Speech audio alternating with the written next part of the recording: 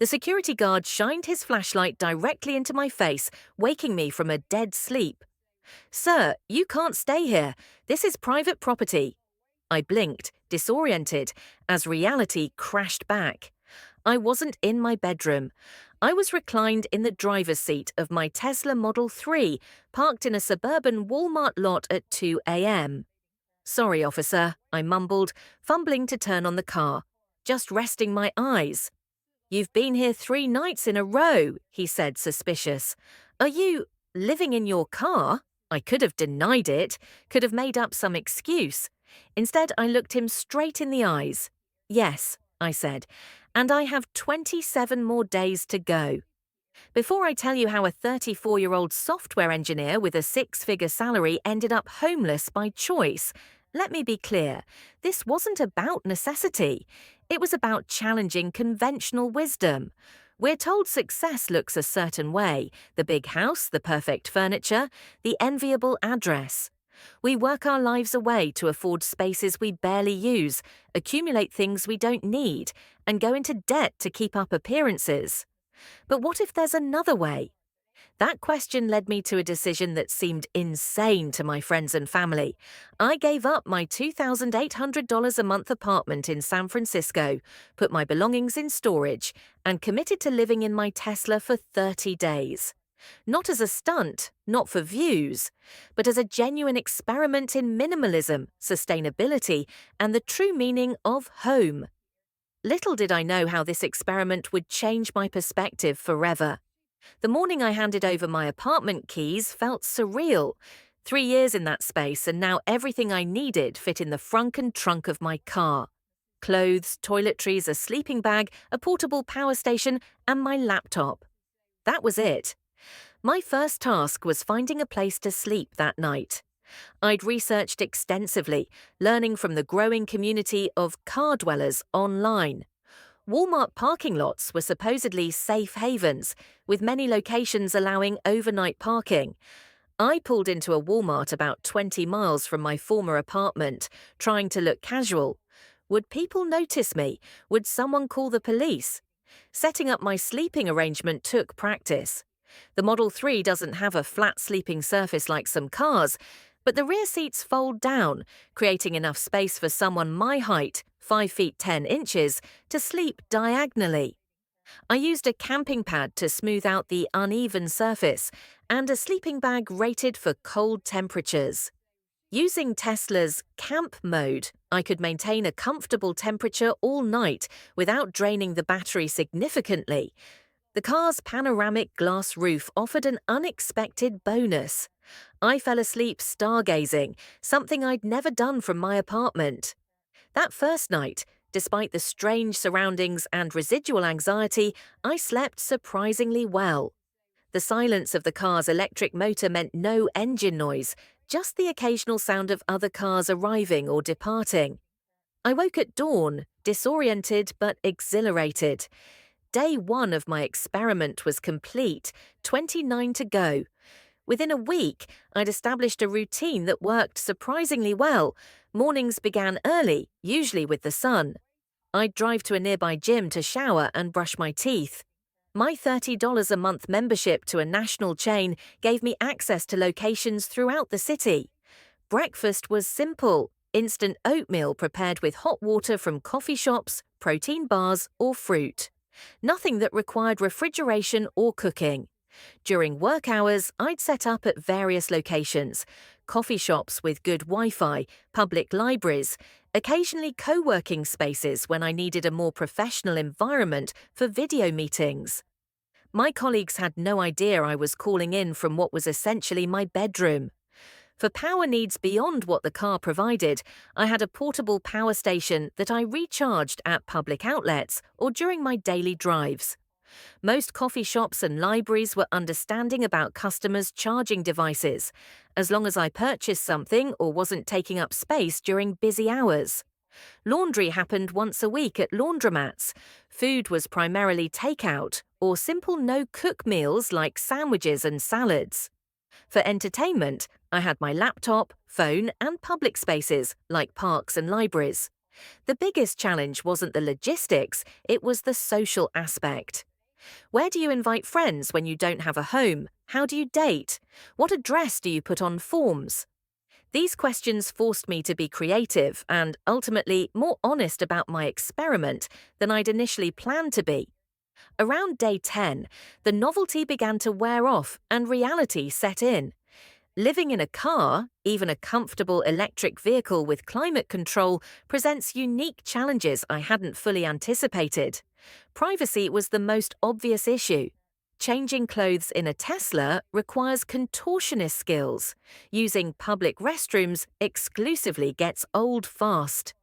And there's a constant awareness that you're always potentially visible to someone. One rainy afternoon, I was parked at a shopping centre catching up on emails when a family parked next to me. Their young child spotted me typing away and pressed his face against my window, curious about what I was doing. His mother quickly pulled him away, apologising profusely, but the moment highlighted my fishbowl existence. Weather became a significant factor in my daily planning. A heatwave in week 2 meant seeking out places with air conditioning during the day to avoid draining my battery with constant climate control. Heavy rain in week 3 made everything more complicated, getting to and from the car without getting soaked, dealing with wet clothes and shoes in a confined space. But the most unexpected challenge was psychological. There's a peculiar feeling that comes with not having a fixed address, a home base.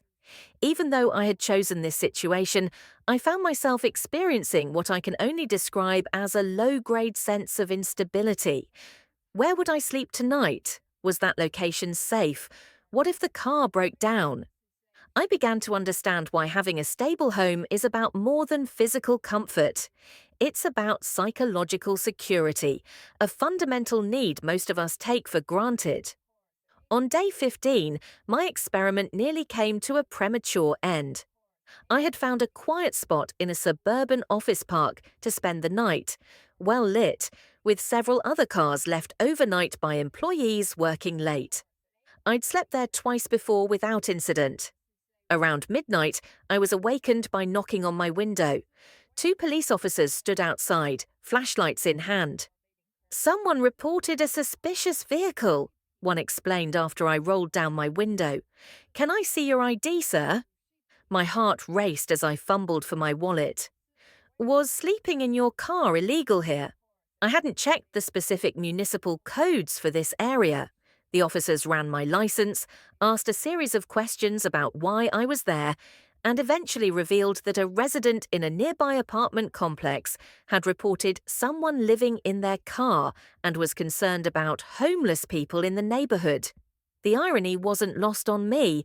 I was technically homeless by choice, but my expensive Tesla didn't fit the caller's image of homelessness.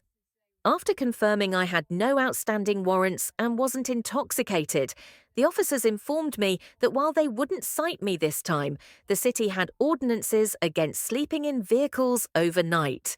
I would need to move. That night, I ended up in a 24-hour Safeway parking lot, feeling exposed and on edge. The encounter forced me to confront the privilege inherent in my experiment. I was choosing this lifestyle temporarily, with resources and backup plans many actual homeless individuals lack. Yet even with those advantages, I was experiencing the stigma and scrutiny that comes with not having traditional housing.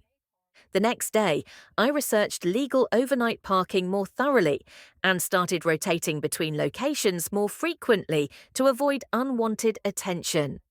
Despite the challenges, by the 3rd week, I began noticing significant positive changes in my lifestyle and mindset. The most immediate benefit was financial. Without rent, utilities, and the impulse purchases that come with maintaining a home, my expenses dropped dramatically. Even accounting for occasional co-working space rentals and more frequent takeout meals, I was spending less than half of what I normally did. My carbon footprint shrank considerably.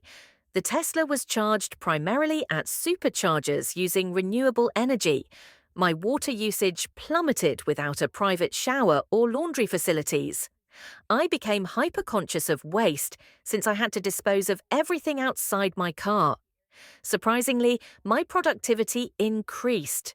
Without the distractions of home, the TV, the endless chores, the comfortable couch inviting procrastination, I found myself more focused during work hours. I began waking with the sun and sleeping earlier, falling into a more natural rhythm. Perhaps most significantly, my relationship with material possessions transformed. Living with only what fit in my car forced brutal honesty about what I actually needed versus what I simply wanted. The question, where would I put this, became a powerful filter against impulse buys.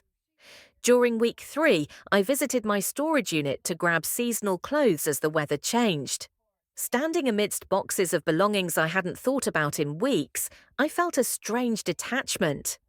These things that had once seemed so important now looked like anchors, tying me to one location and lifestyle. One evening in week 4, I was parked at a scenic overlook, finishing some work before sunset, when a woman in a meticulously maintained van parked nearby.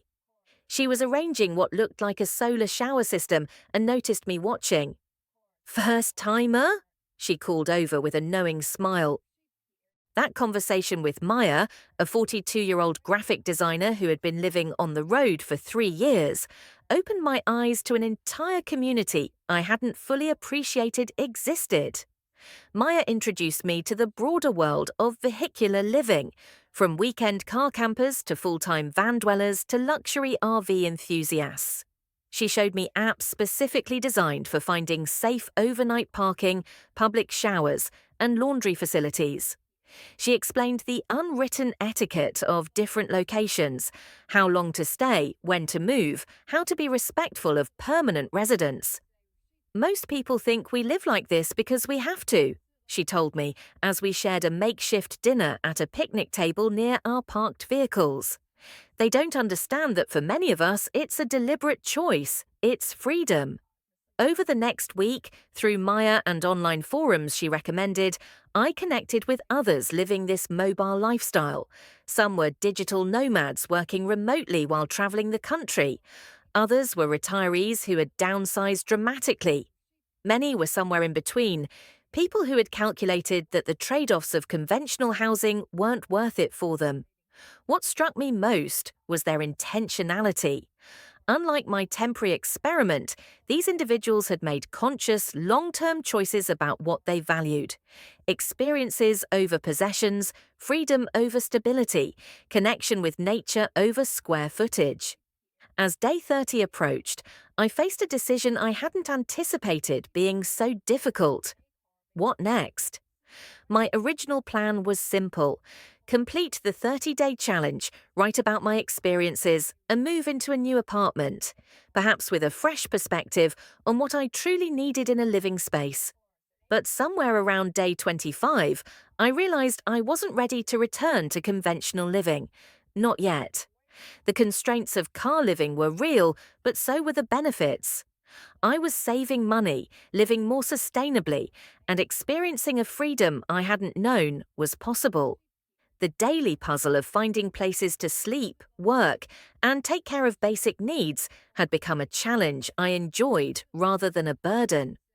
On day 29, I signed a 6-month lease, not on an apartment, but on a small storage unit to keep seasonal items and a few sentimental possessions I wasn't ready to part with. I invested in better car living equipment, a custom-cut memory foam mattress to replace my camping pad, more efficient power storage, compact cookware that allowed for simple meals. On what should have been my final day, instead of searching for apartments, I found myself researching larger vehicles. While the Tesla had served me well, its limited space was the biggest constraint. A small van converted for living might offer the perfect middle ground, more space and amenities while maintaining the freedom and sustainability aspects I'd come to value. When I shared my decision to extend the experiment with friends and family, reactions were mixed. Some thought I'd lost my mind, others expressed envy at my apparent freedom. My mother worried about my safety and stability. "But where's home?" she asked during one phone call, genuine concern in her voice. I looked out through my windshield at the Pacific Ocean, where I'd parked to watch the sunset. I'm working on redefining that, I told her honestly. It's been 6 months since my 30-day experiment began, and I'm still living on wheels, though I've upgraded to a modestly converted transit van with more amenities. The lifestyle isn't perfect, and it's certainly not for everyone, but it's taught me lessons I never expected. Home isn't a place, it's a feeling of security, comfort, and belonging that can exist anywhere. Most of what we think we need, we don't. The essentials for a comfortable life are remarkably few. Our physical spaces shape our psychology in profound ways. Smaller spaces can lead to expanded thinking. Community exists everywhere once you learn to look for it. Freedom has costs, but so does conventional living. We're just so used to the latter that we stop noticing them. Perhaps most importantly, I've learned that questioning societal defaults, even ones as fundamental as how and where we live, can lead to discoveries about ourselves and what truly matters to us. Am I going to live in a vehicle forever? Probably not. Will I ever return to paying thousands for an apartment filled with things I rarely use? Also, probably not. What began as a month-long challenge has evolved into an ongoing journey of intentional living. The question has shifted from, can I do this, to what kind of life do I actually want? And that more than any logistical detail of car living may be the most valuable outcome of deciding to spend 30 days in my Tesla. If you found this story interesting, please hit the like button and subscribe to see more explorations of alternative living, minimalism, and challenging conventional wisdom.